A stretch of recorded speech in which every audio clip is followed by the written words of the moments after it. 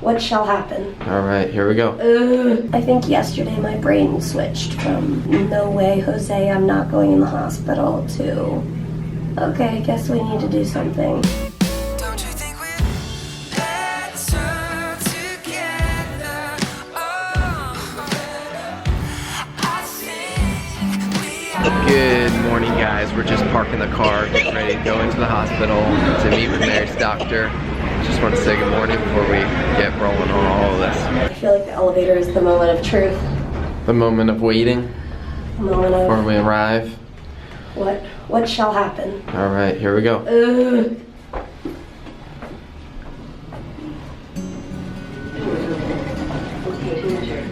All right, we made it to the clinic room. Mary's filling out some surveys or something that they have CF patients fill out like annually, I think. But we're just waiting to do PFTs and then we'll meet with our doctor and figure out a plan. But here we go. Very nice. Awesome. Whenever you're ready, big breath in.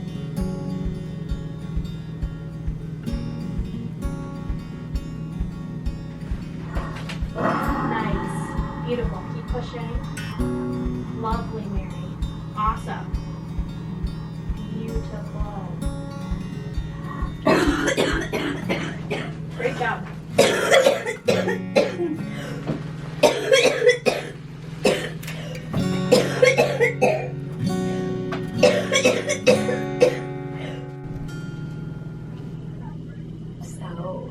The PFTs and they're down, which is reasonable, but they're not like crazy down. Yeah, we were really grateful. kind of like anticipating that they could be down worse, so that was encouraging, but we know Mary's body needs intervention.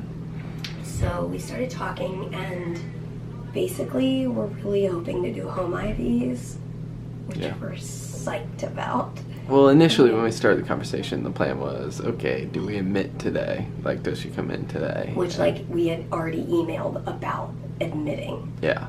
Like, okay, this is probably going to happen.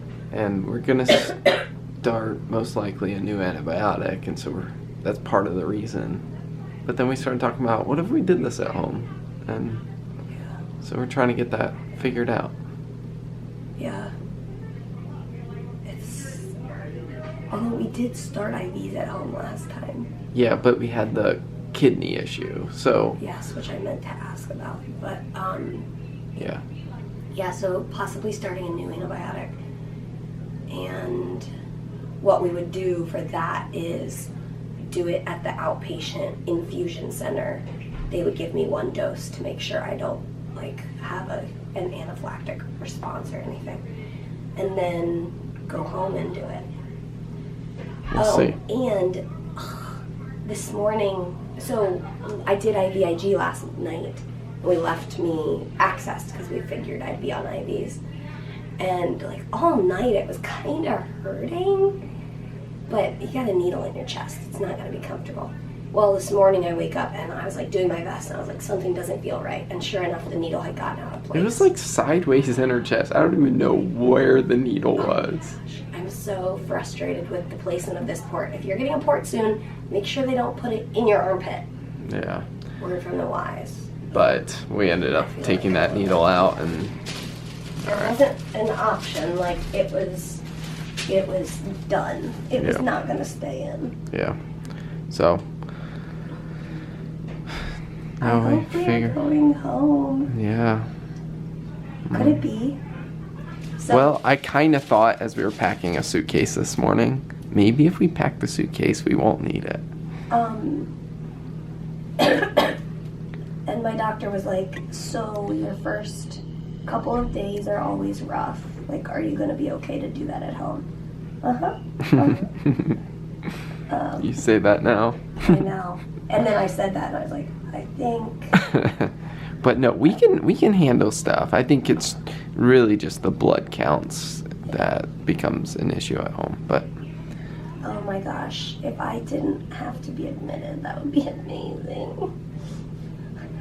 But now I need to make sure I don't get my mind in the yeah.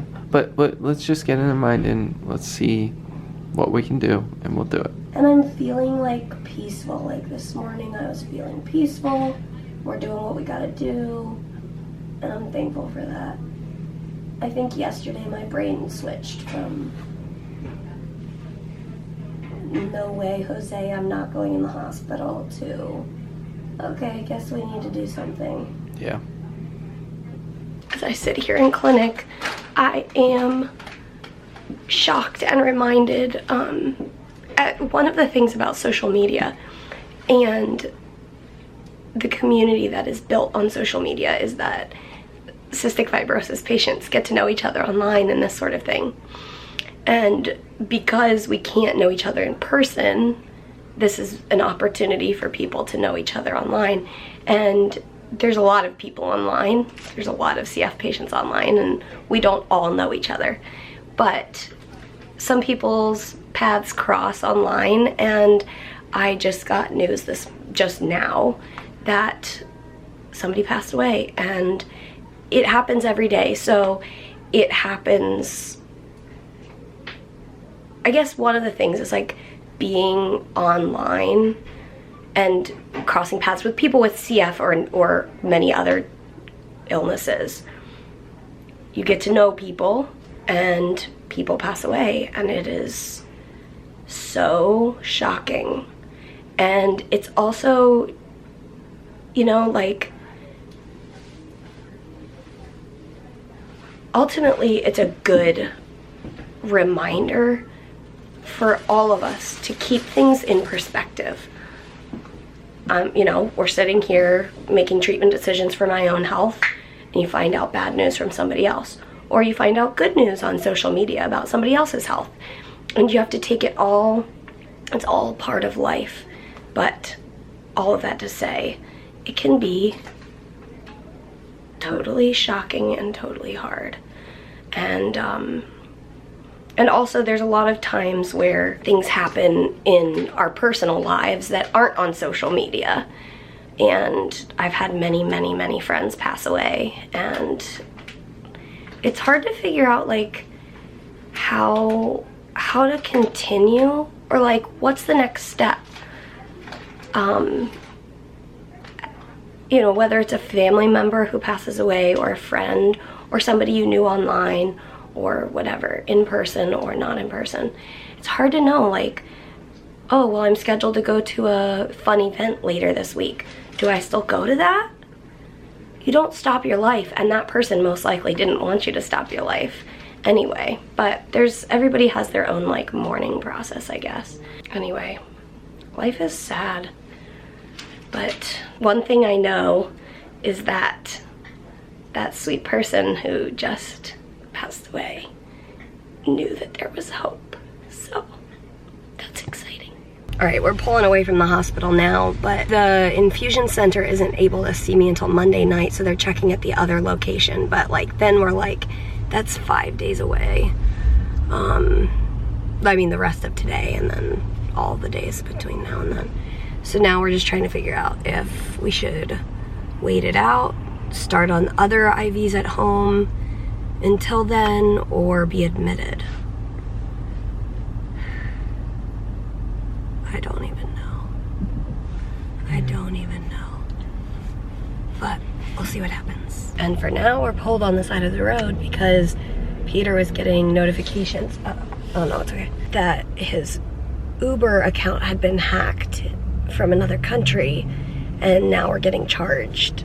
So we're trying to figure out, because the person who hacked into it like redid the password and the email and everything, so we can't log in. So Like if I go on my email on the Uber app, it says not recognized, so there's no way to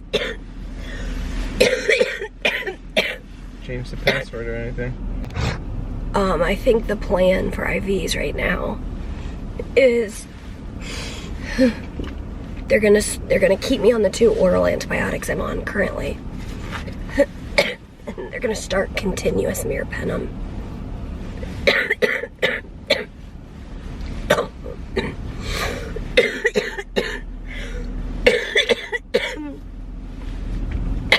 And then on Monday they're gonna give me a test dose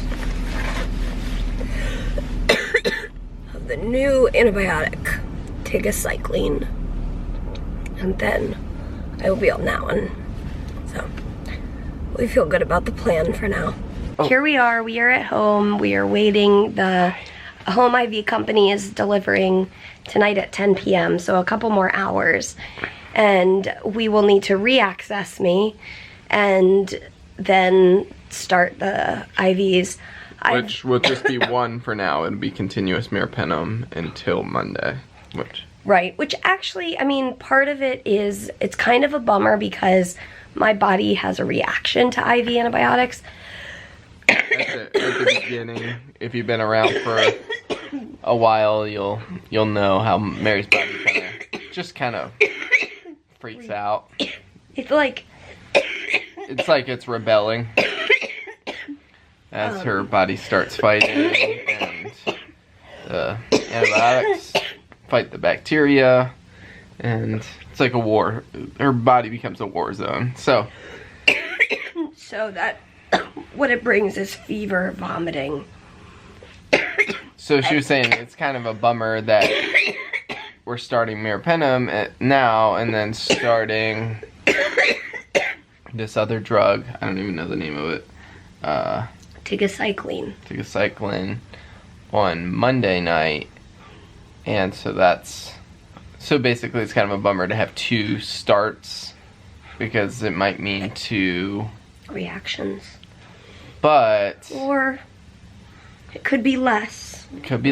Or we were talking about how it is kind of a good thing because this isn't one that the tigecycline on Monday is something she's never been on before, and having kind of been on meropenem for a few days, we can kind of rule out certain side effects and we'll know what's what. Yeah. We'll know if it's okay, well, the first 5 days I had these side effects, so that's from the meropenem. Yeah. And then, starting Monday, that's when this side effect started. So, that's from this medication. But anyway, so that's what tonight's gonna hold. So we're just gonna kind of rest for a little bit, and we'll do my port eventually, hoping that my port doesn't. What? I was thinking, it's kind of good that I'll be on the pump, because if my port needle gets out of place, the pump will tell us. But one time I was on the continuous and somehow it stopped working and it got a blood clot. Oh, that was such a nightmare, but it's okay. It got figured out. We'll figure it out. It'll be what it'll be. But my heart has been definitely, I don't know what the word is, but if you've ever had raw. Yeah, very raw today. But I just wanted to say lastly, if you are grieving today for whoever or whatever you are grieving today, we feel you. And our hearts are broken. So that's part of life. And I don't know. I think one of the things that's hard about being people behind the camera is some people expect us to say certain things, and there aren't always words to say.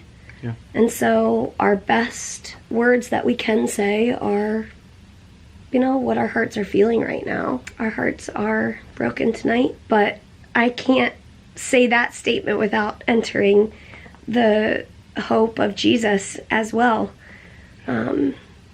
Because I know that would be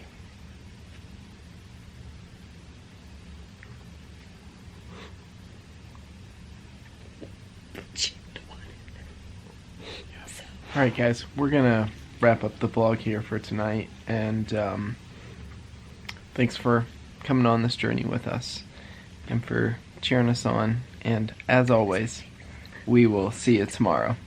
Good night. Don't you